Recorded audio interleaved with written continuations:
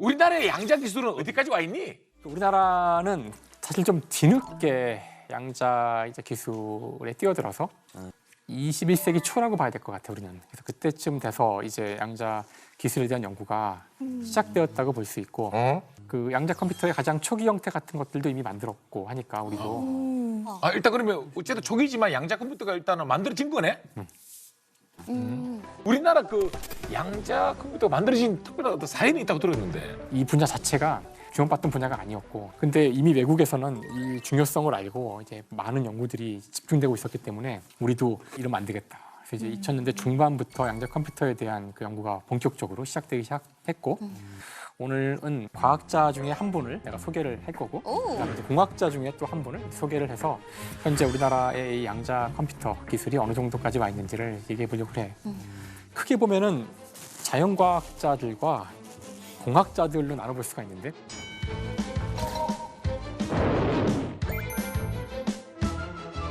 공학자들은 뭔가를 만드는 사람들이잖아. 공대에서는 일단 먼저 만들어보자. 일단 만들어보자고 이 좀 물리학자들은 일단 연구부터 해야 되지 않나? 기초부터 기본부터 이론부터 알아야 되지 않나? 이런 약간 의견 차이가 있었어 처음에는. 각자의 길을 간 거지. 그렇게 우리는 둘로 나뉘어서 연구가 진행돼. 그래서 연구원이 사실 그 양자 컴퓨터를 일단 만들어 볼까? 다른 사람들은 그걸로 안 하고 있는 경우가 많았지만 초전도로도 한번 만들어 보지 않을까? 보면 어떨까? 하고 나선 거야. 초전도 양자 컴퓨터 또 뭔데? 산나무 산이야, 그렇지? 완전. 아까 우리가 얘기했던 그 구글의 양자 컴퓨터가 바로 이 초전도체를 이용한 거예요. 지금 주로 그 IBM도 그렇고 주된 기업들이 그 하고 있는 이 양자 컴퓨터도 다 이 초전도체를 이용한 거기 때문에 이때 이제 우리도 제대로 된 방향으로 왔다 갈 수 있지. 양자 컴퓨터를 위해서 연구했던 건 아니지만 당시 그 이 연구소에 초전도체를 연구하는 사람들이 있었고 그럼 우리가 결과적으로 기반은 다 돼 있었던 거네, 우리나라. 기반은 있었던 거지. 근데 당연히 이게 처음부터 잘 될 리가 없지. 그래서 그 양자역학이라는 것이 눈에 잘 보이지도 않고 직관적으로 하지도 않고 그다음에 측정도 하기가 쉽진 않고 더군다나 이 초전도 장치는 그 극저온이 필요해. 이 영하 270도의 온도가 필요하기 때문에 그런 장치를 만드는 것도 쉽지 않고 연구 초기의 두려움이라고 하면 정말 아무런 데이터가 없이 1년, 2년이라는 시간을 보내고 있으니까 정말 답답한 상황에서 이제 연구를 해온 것은 사실이고 어떤 장비를 사야 될지, 어떤 재료를 쓰는지도 모르는 상태였기 때문에 예를 들면 그런 부분은 스스로 공부를 해서 알아내는 수밖에 없고 그런 공부를 하고 정말로 이해가 안 되는 부분들은 그 해외 유명한 과학자분들한테 이메일도 쓰면서 어떤 답장도 받아보고 뭐 여러 가지 노력을 했죠. 이렇게. 어쨌든 이 모든 것들을 다 하나씩 다 만들어가면서 처음부터 마침내 이제 우리가 지금은 5개의 큐비트를 하는데 성공을 했어요. 너무 작은 거 아니야? 숫자로만 따지면은 되게 작지. 지금 다른 나라들은 뭐 몇십 개를 얘기하고 있으니까. 그러니까.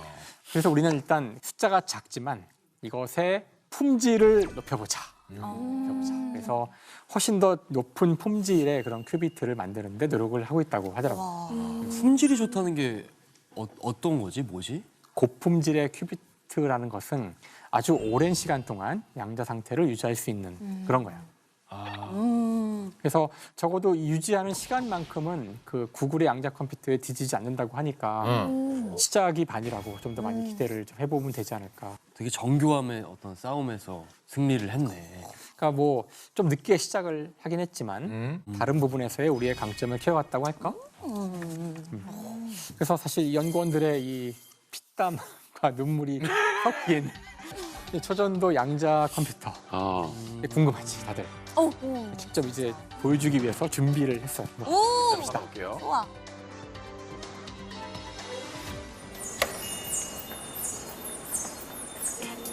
이제 저희 실험실은 크게 2대의 냉동기로 구성이 되어 있고요.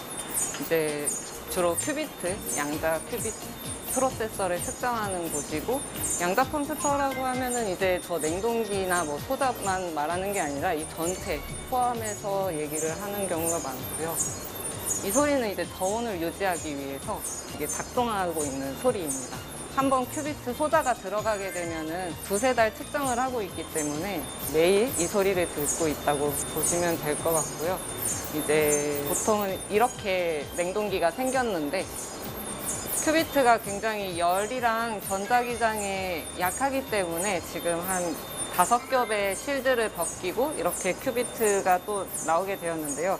가장 극저온의 냉동기의 가장 낮은 온도의 큐비트가 위치하게 되는데 7mm 켈빈 스테이지에서도 또 큐비트를 보호하기 위해서 저희가 추가적으로 실딩을 한 상태이고 제가 연구를 시작할 때만 해도 이 양자 컴퓨터가 고전 컴퓨터보다 나은 점이 하나라도 증명이 될까? 그게 목표였는데 이제는 그것이 증명된 지는 몇 년 됐거든요. 그래서 어떤 실용화에 대해서 정말로 진지하게 생각하고 있는 단계에 이미 와 있고 늦었지만 또 늦게 출발한 사람들이 조금 더 효율적으로 가는 그런 면도 있는 것이기 때문에 앞으로 뭐 5년, 10년 연구하면서 세계 수준의 연구를 우리가 할 수 있을 것이라고 뭐 저는 많은 사람들이 자신감을 갖고 있다고 저는 생각합니다. 그리고 또 그 와중에 우리 과학자분들은 또 어떤 물론 근데 공학자도 가만히 있지는 않았지. 그렇지. 물리학자들이 초전도 양자 컴퓨터에 집중하고 있을 때 이제 한 공학자가 나섰다고 하더라고요. 그래서 지인 찬스로 해외에 나가 있는 후배들한테 거기서 요즘에는 어떤 걸로 만드냐? 그러니까 이제 아직 어떤 걸로 양자 컴퓨터를 만들어야 될지 아직 모두가 잘 모를 때 상황인데 근데 놀랍게도 그 후배의 대답이 상상을 초월하는 그런 답이었어. 엄청 구하기 어려운 거였나? 뭐야? 바로 다이아몬드. 아, 제일 단단한. 그 비싼 걸? 너무 비싸잖아 다이아몬드는. 그러니까 사실 그 다이아몬드 하면 사람들이 굉장히 비싸다고 생각하겠지만 다행히 이건 공업용 다이아몬드면 돼. 보석으로 쓰는 게 있고 이런 경우 이제 한 조각에 한 몇십만 원 정도면 된다 그러더라고요. 그러니까 필요한 거는 그래서 그 생각만큼 그렇게 엄청난 가격이 들어가는 건 아니고 일단 좀 의아할 수 있는 게 어떻게 양자 컴퓨터를 만들 때 왜 다이아몬드를 왜 사용할까? 이 다이아몬드 같은 경우는 굉장히 안정된 고체이기 때문에 다이아몬드 안쪽에다가 불순물을 하나 집어넣어서 그 불순물 원자를 우리가 양자 컴퓨터의 큐비트로 사용해서 계산을 할 수 있다는 거예요. 그래서 일단 연구소에서는 양자 기술 같은 걸 해본 사람이 일단 좀 데려오자. 우리가 하려니까 너무 힘들어. 근데 이제 한 사람이 지원을 하게 되는데 그 사람이 당시 독일의 그 스투트가르트 대학에 있었던 유명한 그 교수 밑에서 연구를 하던 바로 이 다이아몬드를 연구하는 사람이에요. 그래서 이 사람을 데려와서 하면은 좀 우리가 빠르게 다른 나라의 그 연구 속도를 따라갈 수 있지 않을까? 그래서 그 사람을 이렇게 데려왔다 하더라고. 오.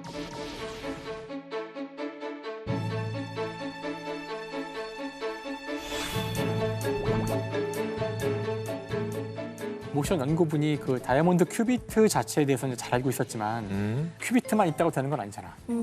큐비트를 가지고 이제 주변에 다른 여러 장치들이 있어서 양자 컴퓨터로서의 작동을 해야 되는데 그 모든 기술을 다 알고 있었던 거는 아니었다고 하더라고요. 그래서 사실 그 양자 컴퓨터를 만드는 거는 이제 사실 좀 시간이 많이 걸릴 일이었겠지.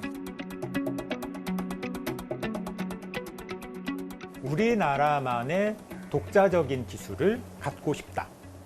우리만의 독자적인 기술을 한번 개발해보자라고 했을 때 새로운 큐빗 시스템을 가지고 하는 게 좋지 않겠느냐라는 생각을 했고요. 그래서 국내에서는 더더군다나 한 곳이 아무도 없었기 때문에 어딘가에 물어볼 때, 그다음에 어디에서 뭔가 협력을 할 때 이런 곳이 없었기 때문에 그런 것들이 제일 어려웠었습니다.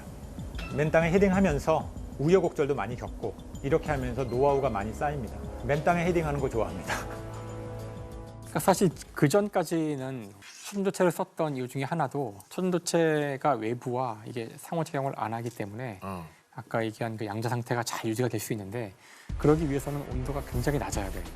일반적으로는 잡음도 없어야 되고 근데 온도를 영하 270도를 낮춘다는 게 너무나 힘들고 거기에 엄청난 돈이 들어가기 때문에 다이아몬드는 그렇게 극한의 온도까지 가지 않아도 이 물질 자체의 특성 때문에 굉장히 안정화돼 있어서 외부에서의 그런 많은 요인들을 스스로 배제할 수 있고 따라서 온도를 낮추지 않아도 된다는, 즉 상온에서 그냥 이 상태에서도 큐비트를 구현할 수 있다는 장점 때문에 공학하시는 분께서는 이 다이아몬드를 이용한 양자 컴퓨터 개발을 하고 있다.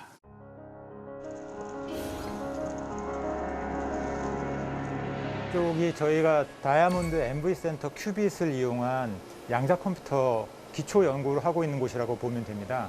이 큰 셋업에서 연구 기간이 한 4년, 5년 정도 걸렸던 것 같습니다. 지금은 IBM이나 구글이나 이렇게 우리가 많이 들어본 거대 IT 기업에서는 초전도 큐빗이라는 걸 가지고 양자 컴퓨터를 좀 개발을 하고 있습니다. 근데 저희는 그쪽의 연구 방향과는 좀 다르게 그런 큰 냉동기가 필요 없는 상온에서도 동작이 가능한 양자 컴퓨터가 만드는 게 필요하지 않을까 싶어서 저희는 다이아몬드 큐빗을 가지고 지금 연구를 진행하고 있습니다. 아까 저 안에서 보여드린 셋업은 MV 센터 큐빗에 대한 어떤 기초적인 실험을 한 양자 컴퓨터의 전신을 만들어 보여줬다고 한다 그러면, 여기는 저희가 작년 말에 처음으로 개발한 양자 컴퓨터를 보여드리는 겁니다. 그래서 이쪽에 오른쪽에 보이는 게 실제로 저희가 사용하고 있는 다이아몬드 샘플들이 이 안에 놓여져 있고요. 이게 사실은 우리가 사용하는 데스크탑 컴퓨터로 생각을 한다 그러면 아직까지도 굉장히 크다라고 느껴질 수 있습니다. 근데 이거는 첫 번째 버전이기 때문에 그런 거고, 지금 당장은 안 되지만 앞으로 2년, 3년 정도 후에는 이만한 형태의 양자 컴퓨터를 우리가 만들어 볼 수 있겠다. 그래서 이 이후에 세컨 버전, 서드 버전은 이거보다 훨씬 더 컴팩트하게 돼서 우리 옆에서 쓸 수 있는 양자 컴퓨터가 될 수 있게 만드는 게 저희들의 생각입니다.